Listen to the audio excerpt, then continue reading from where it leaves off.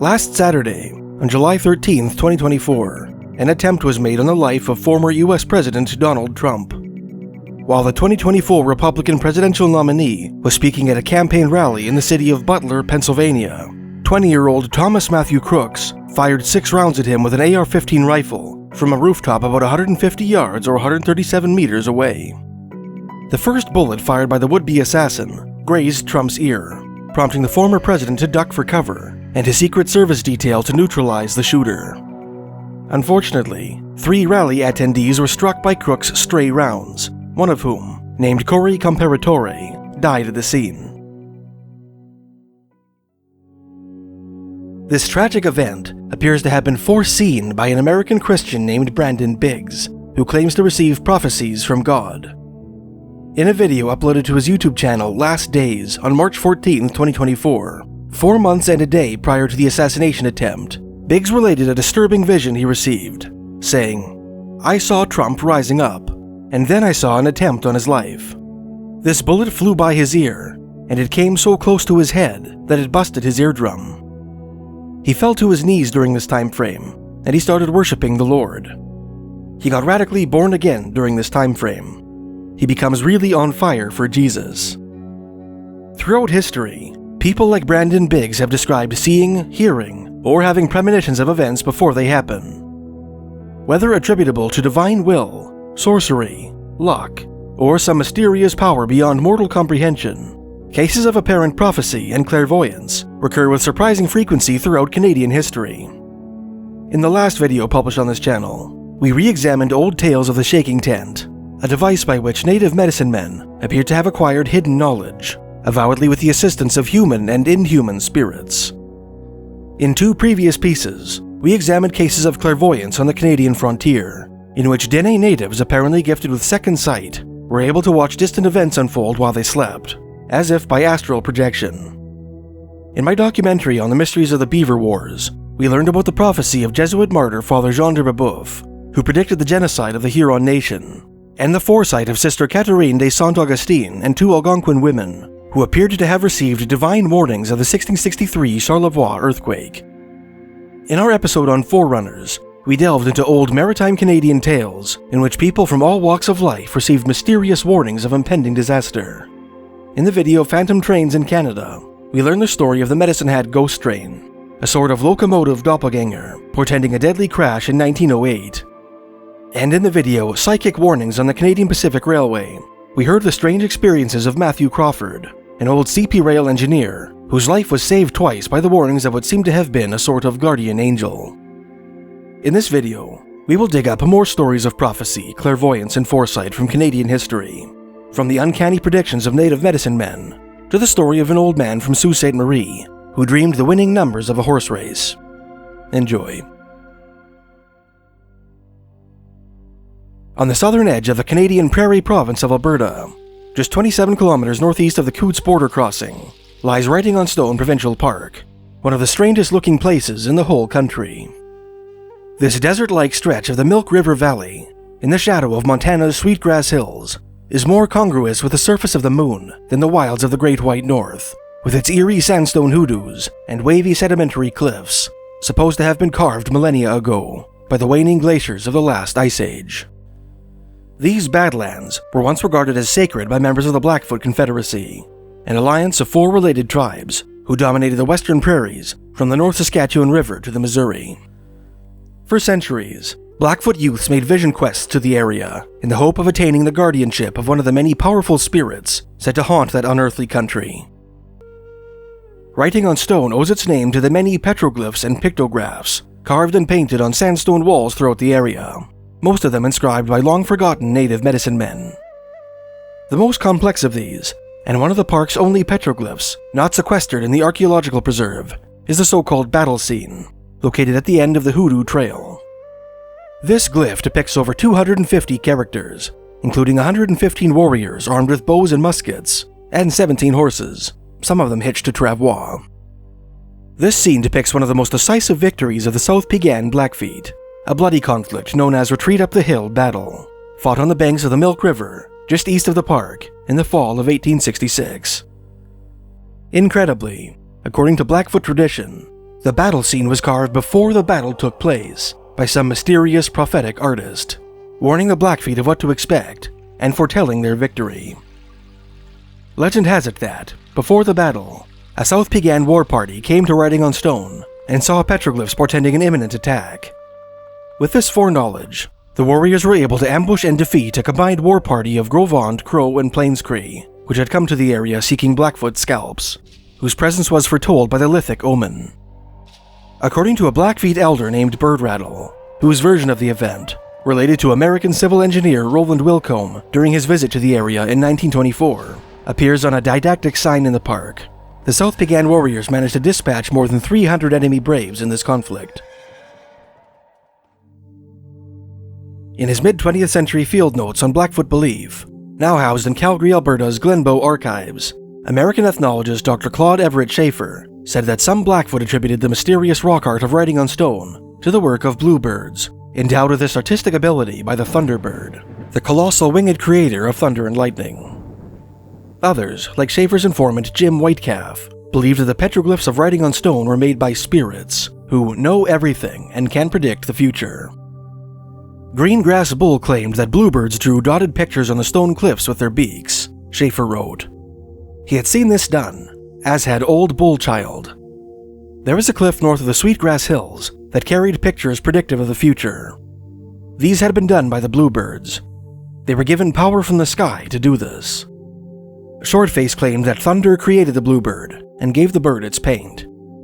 The rock cliff north of Sweetgrass Hills carries picture writing too high to be reached by humans, i.e. done by birds long ago.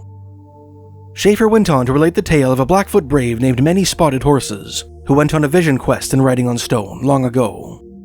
He was warned by a spirit to leave the place, Schaefer wrote, as humans are forbidden to see the birds do writing on the cliff. The novice continued to fast there, despite warning that he would not live long. That night, he saw birds of different colors flying about the cliffs. The bluebird said that his blue color would last longer than others. He awakened to see bluebirds and others poking figures on the stone cliff. All the birds pecked out plain drawings, but the bluebird was able to make drawings of different colors. The novice started to make fun of the birds, refusing to believe what they said. They warned him that he wouldn't live long, but would see his picture on the cliff. He awakened next morning, went to the cliff, and saw the representation of himself, with his head cut off. He started for home. En route, he was killed by the Crees, who cut off his head. People still journey to the cliff to see what the future has in store for them. Another tale of prophecy from writing on stone appears in Scots Cree frontiersman James Francis Sanderson's 1894 series, Indian Tales of the Canadian Prairies, initially published in the Medicine Hat News. According to this tale, two Plains Cree chiefs and brothers-in-law named Little Gun and the Man Who Didn't Miss left the Moose Jaw Valley in what is now south-central Saskatchewan and led a war party of 14 braves into Blackfoot country in 1872, traveling by way of the Cypress Hills and the Milk River. Near Writing on Stone, one of the party's scouts returned with news that a Piegan camp numbering 100 teepees lay nearby. Little Gun, having made medicine, Sanderson wrote, told the young men that if they preferred to avoid a battle, they could make a detour and pass the camp of the enemy. The Man Who Didn't Miss, however, declared that he would not return home without fighting the Blackfoot, so as to avenge the death of his son, who had died the previous winter. On hearing this, Sanderson wrote, Little Gun asked the men if they were willing to go and attack the enemy, and they said they were. Then, said Little Gun, half of us will never see our homes again, or if over half of us should return from the fight, everyone will be wounded. I am no coward, as you know, and I will go with you, but I think my brother-in-law has done wrong in inducing you to undertake this fight. This I know, that neither he nor I will ever see our campfire again. With this ominous portent ringing in their ears, the warriors prepared themselves for battle and made for the Blackfoot camp. In the skirmish that ensued, the Man Who Didn't Miss was shot dead immediately, and 6 more Cree braves, including Little Gun, lost their lives. 13 Piegan were killed in the engagement, but only one of them gave up his scalp. Thus, Sanderson concluded, was the rashness of one man punished, and the prediction of the other literally verified. As we have explored in previous pieces, the folklore of Atlantic Canada is replete with tales of forerunners, mysterious sounds which are retrospectively determined to be omens of disaster. Nova Scotian folklorist Helen Creighton included many tales of these paranormal warnings in her 1957 classic Blue Nose Ghosts, some of which we will reproduce here. One of these stories, set in the community of Jordan Falls at the southern tip of Nova Scotia, begets the cheerful notion that mysterious omens of impending doom might actually be helpful warnings, the heeding of which allows for the averting of said disasters, rather than gloomy foreshadowings of some inevitable predetermined fate permanently etched onto the unchanging fabric of time. At Jordan Falls, Creighton wrote, the story is told of a vessel that was supposed to sail out of Shelburne with a crew of 18 or 20 men. One Ephraim Doan was lying in his berth when he heard the mainmast fall. He got up to investigate and found the mainmast intact. So he took this as a warning, and the vessel sailed to Boston without him. It was December 1888, and there was a great gale. The ship was lost off the New England coast with all hands, but the man who had heard the mainmast fall was spared. Creighton heard a similar story from the widow of a sea captain from the town of Liverpool at the southeastern end of the province. One day, while in his cabin preparing for a voyage at sea, the captain was struck by a stack of papers hurled at him from across the room. Turning around, the sailor saw a man-sized blaze of fire burning in the center of the room. A voice issued from the inferno, telling him that if he sailed in that ship one more time, he would be lost at sea, but if he heeded the warning, he would live to be an old man and die at home in his bed. The captain promptly resigned his post, to the bewilderment of his crew. A new captain was appointed, and the ship set sail, to be lost with all hands somewhere on the Atlantic. After that, the widow said, he sailed on ships all over the world, and it was just as the voice said. When he died, he was an old man, and he died at home in his bed. Creighton's third tale about a useful forerunner featured a French-Canadian sailor from Pubnico, an old Acadian village at Nova Scotia's southern tip. One day, while embarking on a ship at Shelburne Harbor, about 37 kilometers northeast of his hometown, the sailor saw a vision of his mother, who implored him not to sail. It was so vivid, Creighton wrote, that he jumped overboard and swam to shore. On that trip, the ship was lost, and all hands perished.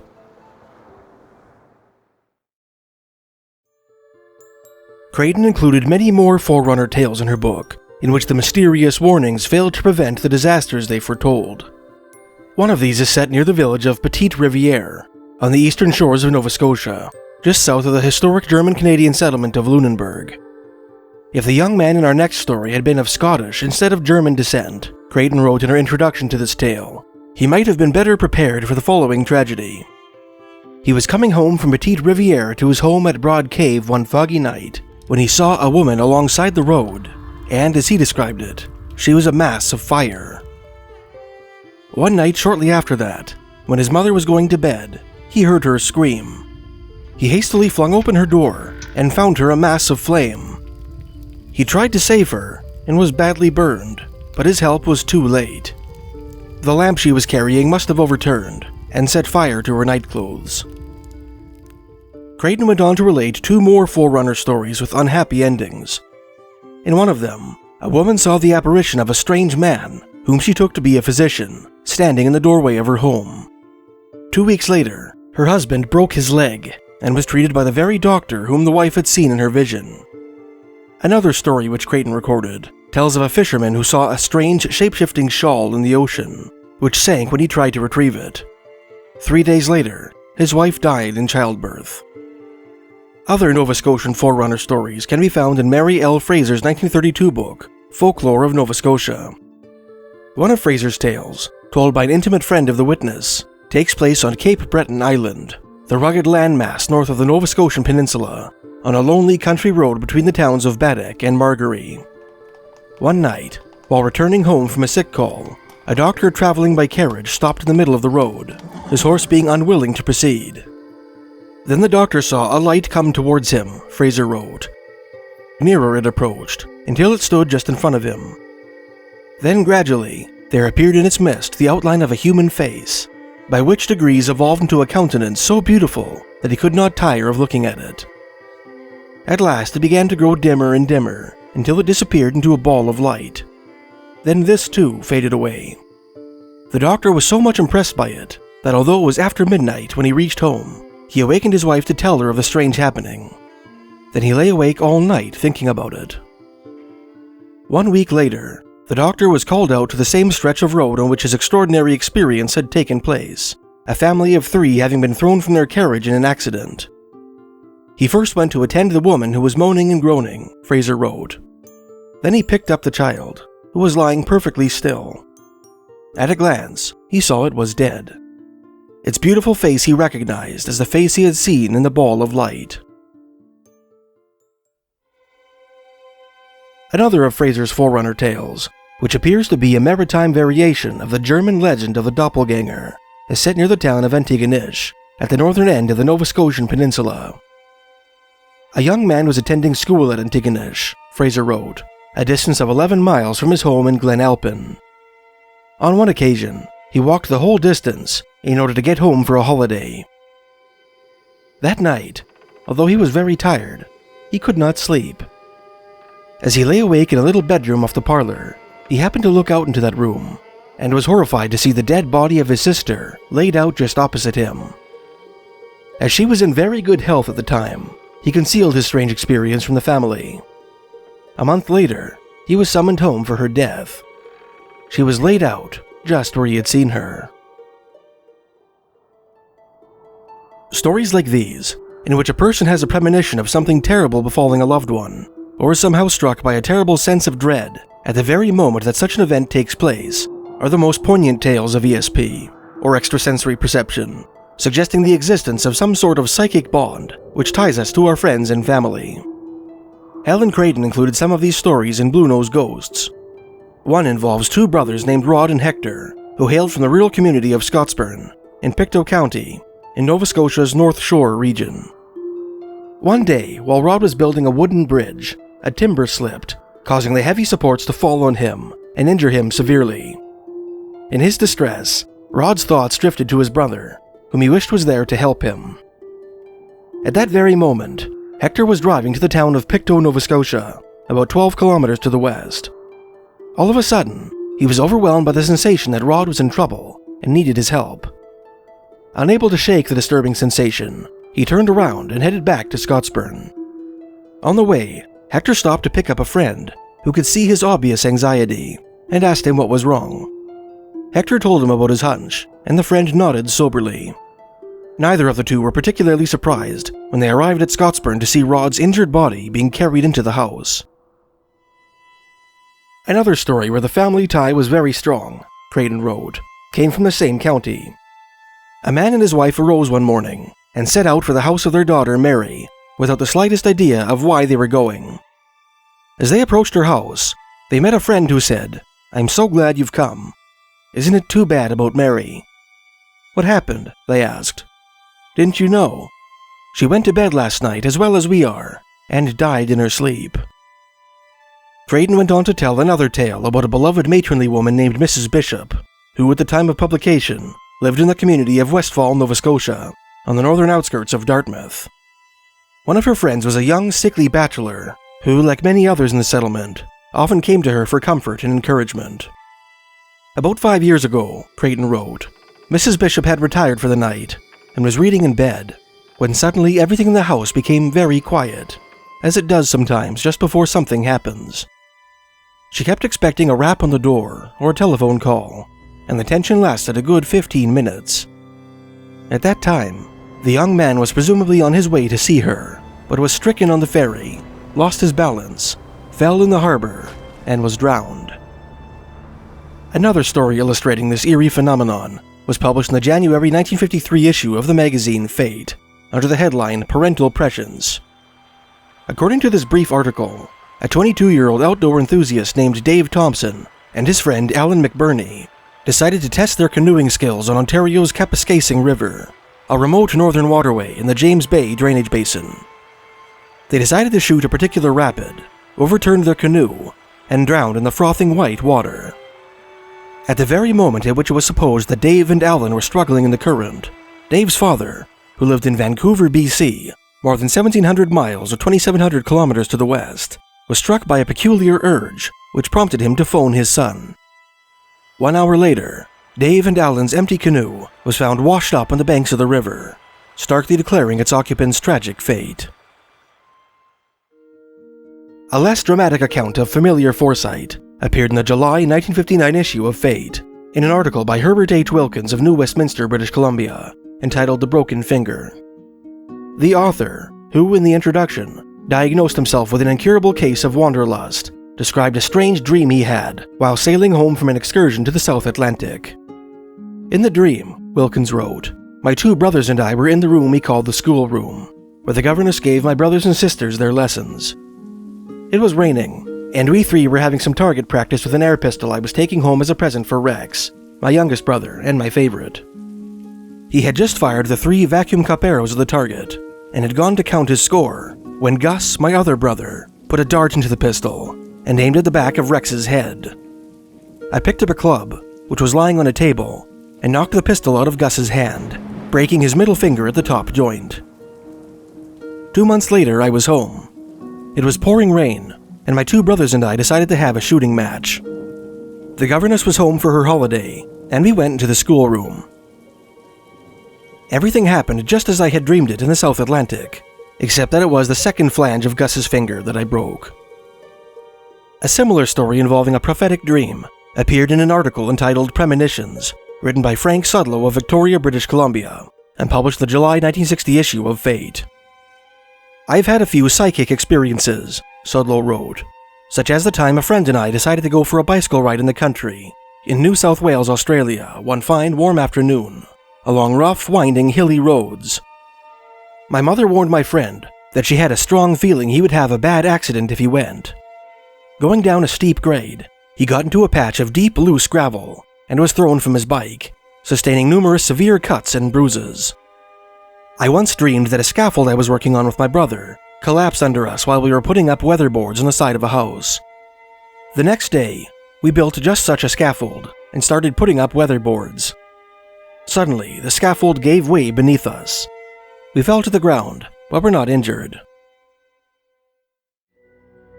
The last prophetic dream we will recount here was described in an article in the February 1961 issue of Fate. According to the author, in October 1960, a sprightly little old man from the city of Sault Ste. Marie, Ontario, decided to make a trip to Detroit, Michigan.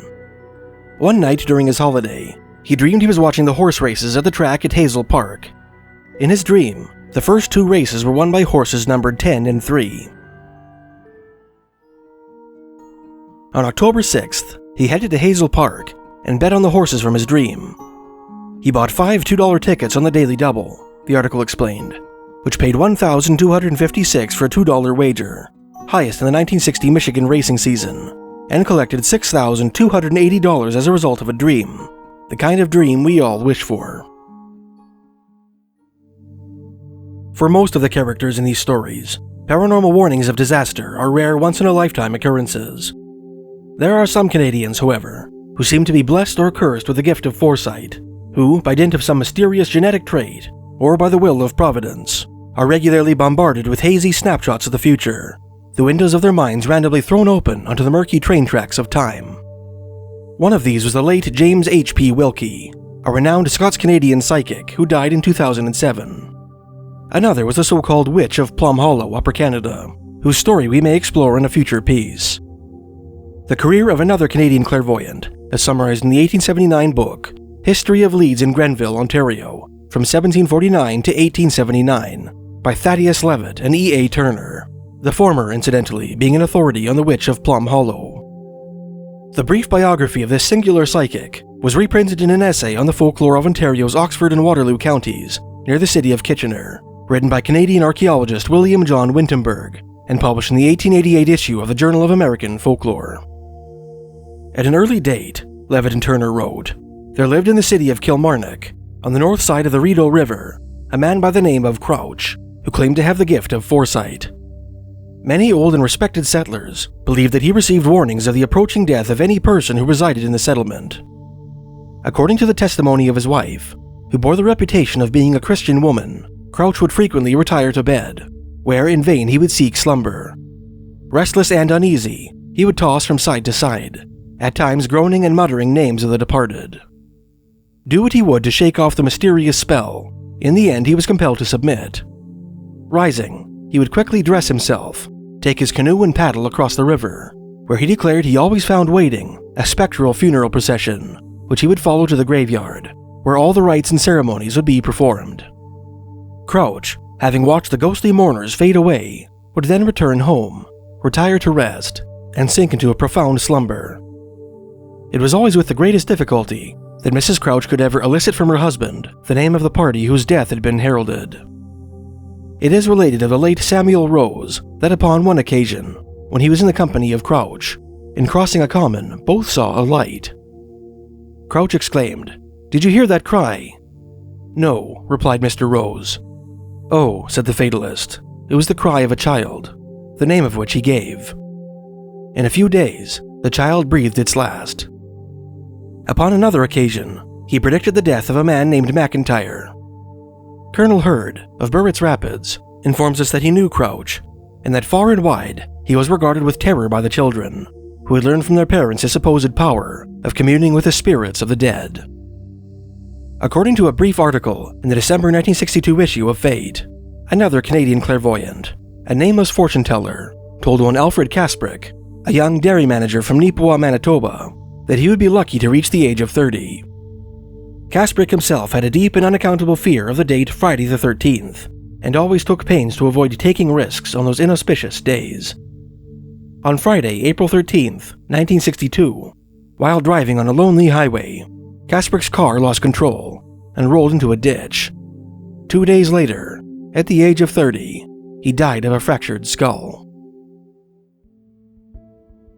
Another tale of Canadian clairvoyance hidden away in the pages of Fate was written by Curtis Fuller and printed in the April 1954 issue of that publication. This story involves the disappearance of a 60-year-old Toronto-based physician and outdoor recreationist named William Fleming, who disappeared in the bush near Parry Sound, Ontario, on the shores of Georgian Bay in November 1953.